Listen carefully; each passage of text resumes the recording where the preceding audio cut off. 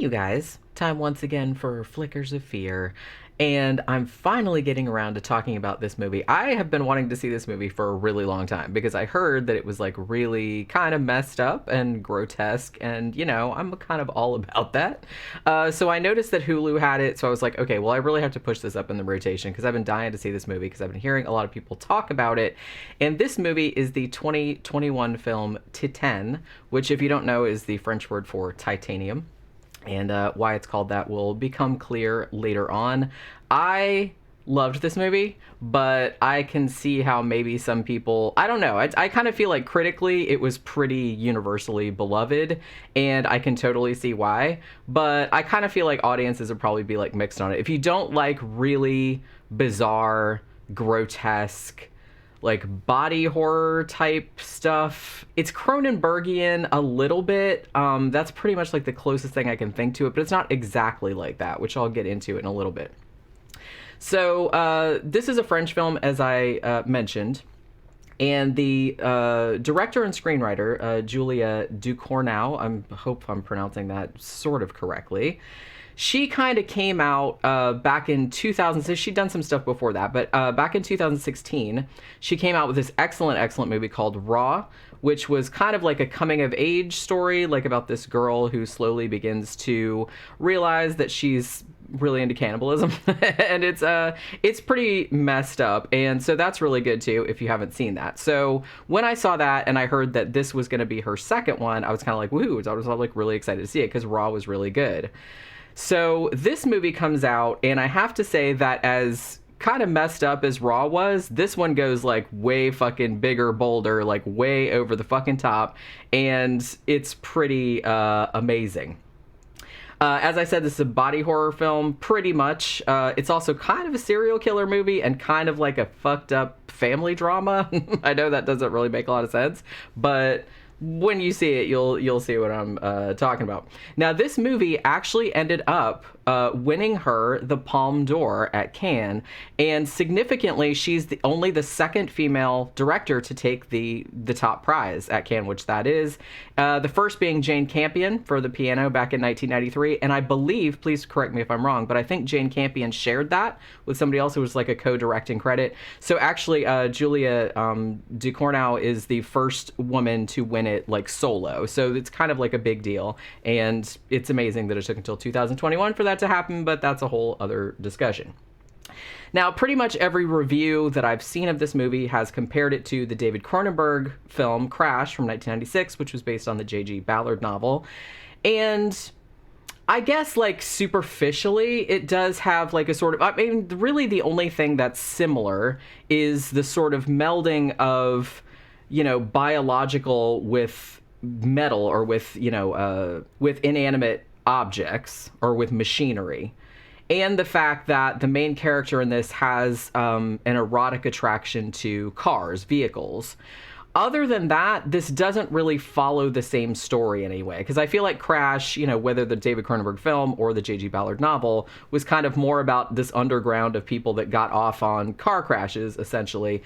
Whereas this one is kind of different to that. Yeah, she's sexually attracted to cars, but a whole bunch of other shit happens in this too. Now, I will say that if you want to watch this movie, it's on Hulu, and I'm sure it's probably streaming elsewhere as well. It's better to go into this not really knowing where it's going, because I guarantee, like, I was watching it, all I knew was like, oh, it's like a girl has a titanium plate in her head, and she's kind of sexually attracted to cars. Oh, like the David Cronenberg movie. And that was literally all I knew about it, and it's better not knowing anything about it, because you will absolutely not guess, like, the fucking directions this thing is going in. I had no idea it was, like, going to happen next, and that was, like, really good. So, because I'm going to spoil some plot points, I'm not going to spoil the end or anything like that, but because to talk about the movie, I've mentioned this before, you do kind of have to spoil some plot points, and I think this is a better movie going into it not really knowing much of anything about it, because it just has, like, all these crazy, like, twists and turns that are, like, really, really surprising. Also, I will say, too, that I think of the few negative reviews, mostly from audiences, not so much from critics, because critics pretty much all seem to love this. But I kind of feel like a lot of the criticism was that it wasn't, like, realistic or anything like that. But I don't really think, even though it's shot realistically, I'm pretty sure this movie is meant to be more like metaphorical or like a fairy tale type of thing. It's not shot like in a surrealist style or anything like that, but some of the stuff that happens in it is obviously magical realism, is something that wouldn't happen in real life. So I just kind of feel like you're supposed to see it through like a metaphorical lens and like maybe not try to take everything in it so literally, because obviously I'm going to say some stuff in there and you're going to be like, well, that can't happen in real life. I'm like, well, yeah, duh. That's kind of like the whole point of the fucking movie. So there's that as well. So what we have, the main character of this is played by a woman named Agatha Roussel. Now, she's actually a model and a journalist in France, and this is actually her first film role, which is amazing because she is, holy shit, like what what a fucking brave performance this is, just in the sense that the physicality behind it. There's a lot of nudity. There's a lot of, just physical kind of like transformations, and it's like her having to like look really fucked up and ugly and all this other kind of stuff. And she really fucking sells it. She's great in this. So it's amazing that this is like her first film role. She plays a character named Alexia. Now, this is a young woman who has some kind of troubling proclivities. Let's call it that. Now, there's kind of a prologue at the beginning where they show her as a child, and she's in the backseat of her car, and her dad is driving, and she's really seems like deliberately like getting on her dad's nerves, like going, rrr, like making all these like motor noises. She's probably like 7 or 8, I can't really tell. And he's just getting more and more annoyed and like turning the radio up, and she seems like she's trying to like get his goat on purpose. And she seems like very calculated, you know what I mean? Like her face and shit like that.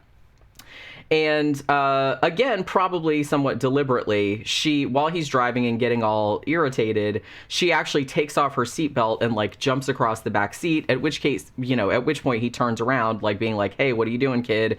And he crashes the car. Now he's okay, but she busts her head against like the side window in the back seat, necessitating a titanium plate put into her head.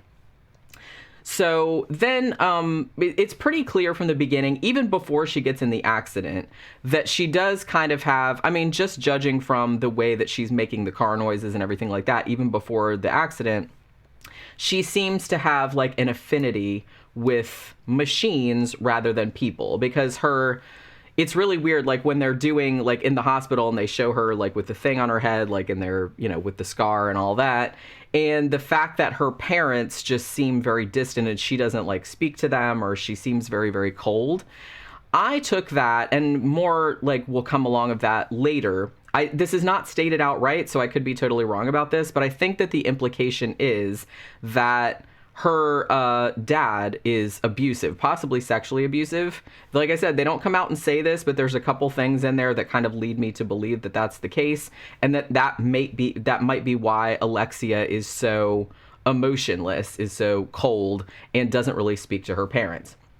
So after she gets out of the hospital as a kid, she doesn't even talk to her mom or her dad. She just runs to their car in the parking lot and starts like caressing it in a sort of like sexual way. So like I said, she has a very from a very young age, she has like an erotic attraction to cars. Then we jump ahead several years, so Alexia is probably like in her early 20s. Now, Alexia is working as an exotic dancer. She still has the scar. You can see like and it's in the poster, if you see, she has kind of like this punky looking hairdo and like this kind of weird kind of like spiral sort of scar on the side, like because hair won't grow over it. That's where the titanium plate is. So she has that. And she's been working, she's got like all tattoos all over and everything like that. She's been working as an exotic dancer, and she apparently specializes in car shows. So at the beginning, there's like this big convention or whatever, and there's all these cars, and there's all these like hot women like dancing on the cars and like doing, so it's obviously like something for people that are into that kind of thing, like hot women in cars, like, and want to watch them dance. And apparently she's kind of like famous in this little subculture, because there's one extended scene of her like doing this like really very erotic dance like on this Cadillac, which has like flames painted all over it. And she has all these people coming over and watching. They're like asking, Alexia, like they asking for her autograph and pictures and stuff like that. And as much as she seems like super into this car while she's dancing on it, not so much the people. She's just kind of like, yeah, hi, here's a selfie, and like, here's my autograph now, piss off, you know what I mean? And it's like, she doesn't really talk a lot. She's very, very stoic. So like I said, she's very, very cold, emotionless, and you're led to believe that it's probably some trauma that happened to her, not the accident. Probably something to do with her dad. Not too long after this one, she's going out, like after the convention or whatever, she's going out to the parking lot to get in her car and go home. And this dude starts like following her, and like she's like, oh shit, and like starts running, and he starts running. And then she gets in her car, and he like pops in the window, and he's like, Alexia, I'm your biggest fan, and I think I'm in love with you, and maybe we could be friends, and like you'll grow to love me too, and blah blah blah. And she's just kind of like looking at him like, what the fuck, you know what I mean? Like, she's, like I said, she doesn't talk all that much. And he just keeps leaning in her window, and she's like, shit, what am I gonna do? And then he basically like leans in her window, like kisses her, like forces himself like into her face.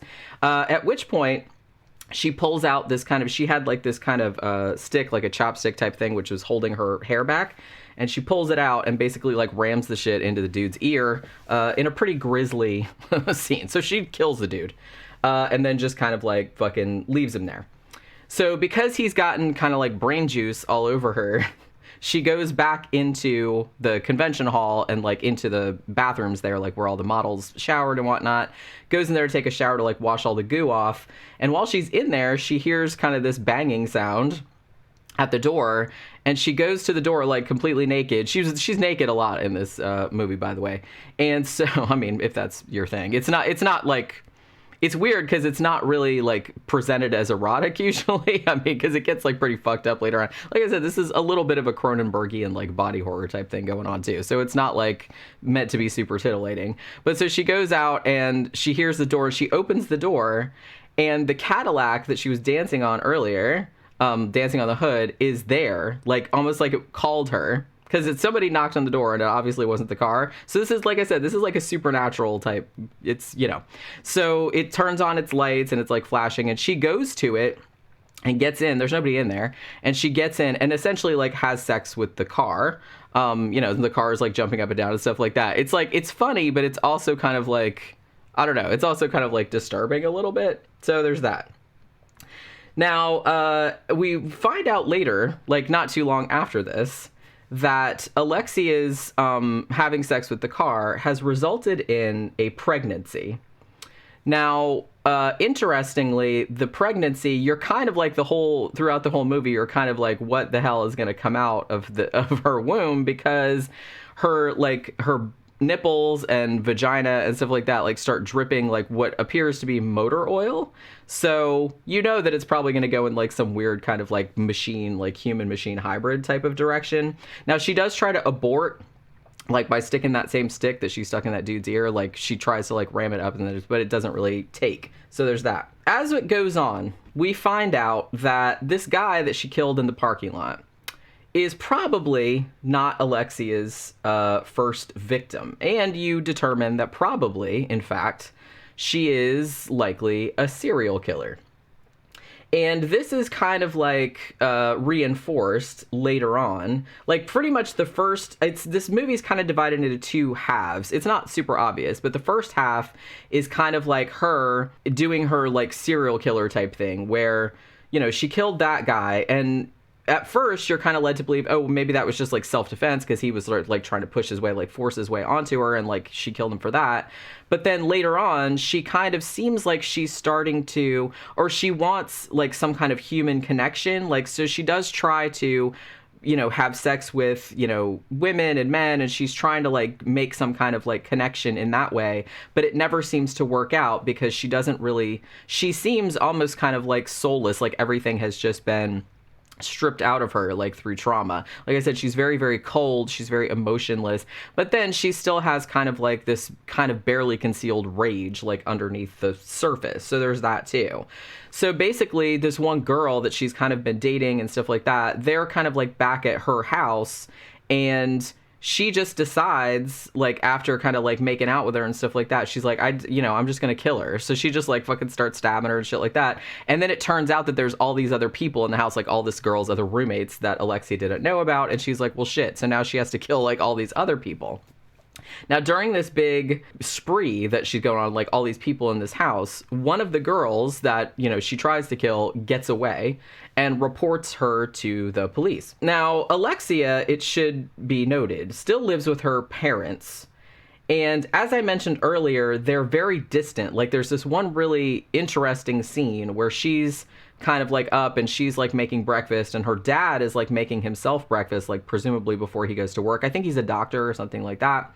And they're just like passing by each other and just like not even looking at each other, not even speaking to one another or anything like that. Her mom seems a little bit more warm, but not really. So like it seems like there's this huge disconnect like in the family, which I said is implied that it has something to do with like some past trauma or some past sexual abuse or something like that, which is not spoken about in the family. That's kind of the way I took it anyway. What ends up happening after this, the one girl like escapes, like after this murder spree that Alexia did, which she didn't really, I'm not excusing it, obviously. She did kill that one girl just like in cold blood. They were just laying there going, oh, nice. And then she's just like, I just want to stab this bitch, bam. And then she just does that because, like I said, she kind of feels like, I don't know, I guess she doesn't see any reason not to. Like I said, she almost seems like, and that's where I kind of think the whole thing about like titanium, like the titanium plate in her head and then like the more metal that comes later on, is just her feeling like she's just like a machine. Like she doesn't have a soul or she doesn't have any humanity or anything like that. So after this, where this girl escapes and goes to the cops, obviously Alexia is kind of like forced to go on the run at this point because the girl that escaped like got a pretty damn good look at her face, and now there's this kind of like a police sketch of Alexia that looks pretty much exactly like her, like all over the media. So Alexia, basically, she ends up at this bus station. She sees her face all over the police sketches. She's like, holy shit. She sees this other police poster that gives her an idea, albeit a very dastardly one. So a long time, like 10 years prior to the events of the movie, there was a 7-year-old boy named Adrien Legrand who disappeared and hasn't been found since. And they've done like an age progression. The weird thing is I'm not entirely sure. I thought it was implied that Alexia had maybe killed him or something like 10 years ago because she was kind of fucked up when she was a kid too. But I don't know. Maybe I'm just like jumping to conclusions on that because they do kind of have a lot of things about like missing kids and like missing like for the past 10 years. So you're kind of maybe, and like I said, maybe I'm reading too much into it, but it does seem like maybe she's been doing the serial killer thing like for a long time, even when she was like a little kid. But I don't know if I'm taking it a step too far. But so this kid disappeared 10 years ago. He was 7 years old, named Adrien Legrand. And in the bus station, the same one where the police sketches of her face are, she sees age progression photos of Adrien Legrand, what he would look like nowadays. And it so happens that what he would look like nowadays kind of looks like her a little bit. And she's kind of like, well, maybe I can kind of, change my appearance a little bit to look more like that. So she goes into the bus station bathroom. She cuts off a lot of her hair. She dyes it. She shaves off her eyebrows and she busts her own nose, which is a really unpleasant scene to watch. Like on the side of the sink, like she busts her own nose so she can kind of like reshape it so she doesn't look like herself anymore.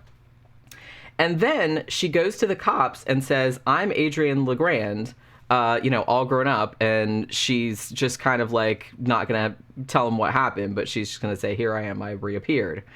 Now, at this point, this is probably like, I don't know if it's like the halfway point of the movie, but this is where the movie goes kind of like, I don't want to say it goes in a different direction because it doesn't really, but it kind of just goes into this other like storyline.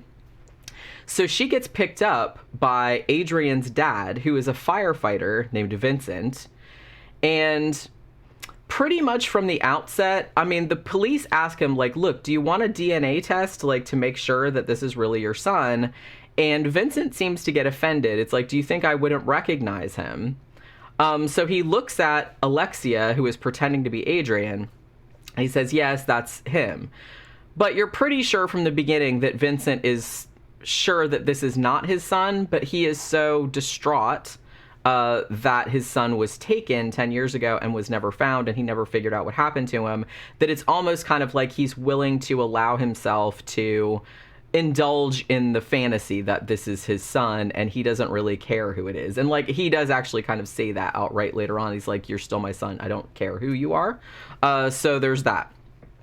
Now, Vincent kind of has his own shit going on where, because one of the themes of this movie, too, is kind of like the way that your body, your physical body can like betray you, whether it's through aging, which you see through like Vincent, because he's kind of like an older guy, he's a firefighter, and he works out and he's real bulk and everything like that. But you can see that he's just kind of like shooting up steroids like nobody's fucking business, and he's trying to do all these pull-ups and he can't do it anymore, and he's getting really ragey and like upset about it. So his body is betraying him.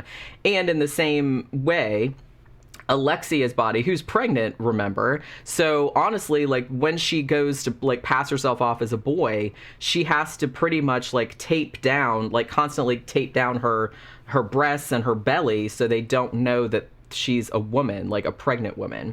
So as it goes on and she gets more and more pregnant, it's going to become more and more obvious that she's not Adrian, that she's not a boy. You're kind of like wondering, is Vincent going to figure out? And the thing about it too is that Vincent, who's kind of like the father figure of all these other firefighters who are all these big bulky like buff men, and they kind of feel like that Vincent is being taken for a ride because they pretty much know that that's not his son. And they know that he's just like indulging in some. But like I said, Vincent seems aware of it too, even though he just like doesn't want to talk about it because he's so traumatized by his son, probably being dead or being kidnapped, that he's willing to just play into the illusion just to have his son back in his life, even if it's not really his son. So as I said, I don't want to spoil too much more about it than that. But like I said, it gets like pretty grody because as Alexia's pregnancy like progresses, you can see like her boobs, like I said, like start leaking like motor oil, and you can see like her skin like starts to split a little bit, and it looks like there's like shiny like titanium like underneath her belly. So you kind of know that something is like really bad's gonna happen.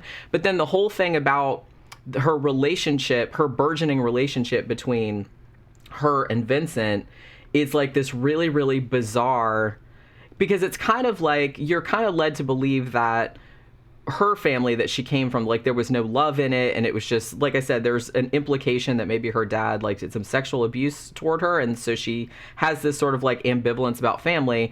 But as her and Victor kind of like establish a rapport with one another, she almost seems like, I don't know, they get like this really, really strange like relationship going, but they almost seem to like, she almost seems to like find some love when she's pretending to be someone else, you know what I mean? Because she's like pretending to be this guy's kid. So it's really, really weird. Like it's just this really strange like psychological like family drama type thing that happens, and it's just like there's some really fucked up shit happens in this. So it's not going to be for everybody, because it's kind of, like I said, it's kind of grotesque and it's kind of really strange. But I mean, thematically, I thought it was like pretty brilliant, the way it kind of explores trauma, the way trauma can turn you, just kind of make you emotionless, because it seems like Alexia, after whatever trauma she suffered, which like I said isn't like stated outright, but is more like implied, that she just kind of like shut down, like all her emotions shut down, and she just became a machine, like I said. So like the inside of her body turning to titanium is kind of like a metaphor for that. It's also kind of talks a lot about gender identity, things like that, because her pretending to be a boy, and then there's this whole thing about Vincent, maybe he's gay, and like all the other firefighters, like there's all kind of like weird sexual tension going on there. As I said, sort of like loss of control over one's own body, whether it's through aging or pregnancy or whatever it is. And also kind of like a strange message about maybe finding love and acceptance where you least expect it, like finding family among strangers, even if you have to kind of like take on another identity to do it. So there's a lot of really rich like symbolism and a lot of really rich like metaphors going on in this movie, which I think is probably the reason that so many critics responded to it. This is definitely one I need to watch again, because there's a lot going on kind of like underneath the surface of this. Like there's a lot of subtext, and you can pick a lot of it up the first time, but I kind of feel like this is definitely one that will reward like more watches, it'll be like a lot richer experience. But as I said, if you're into like Cronenbergian type of stuff, then you should probably be really into this. It's very like, it has like a weird psychosexual, and I hate saying because it's its own thing. It's not exactly like a David Cronenberg movie, but it explores some of the same themes. So if you like Cronenberg stuff, then you'll probably kind of be receptive to this as well. Like I said, it's not for everyone because it is rather grotesque, and it's not really meant to be taken absolutely literally, but I thought it was fantastic, and I'm really kind of curious to see if any of you guys have seen it and what you thought about it. As I said, it's on Hulu. If you have Hulu, you can watch it on there for free. I'm not really sure where else it's streaming, but I'm sure it's streaming somewhere else, elsewhere. So let me know if you've seen it, what you thought about it, or if it sounds interesting to you. And that will do it for this Flickers of Fear. I will see you guys on the next one. Bye.